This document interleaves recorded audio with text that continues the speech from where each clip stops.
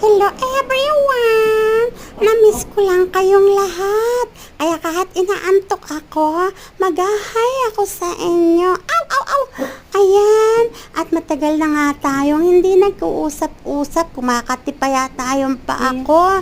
Kaliligo ko lang naman, di pa nga nadadrop masyado yung aking fur.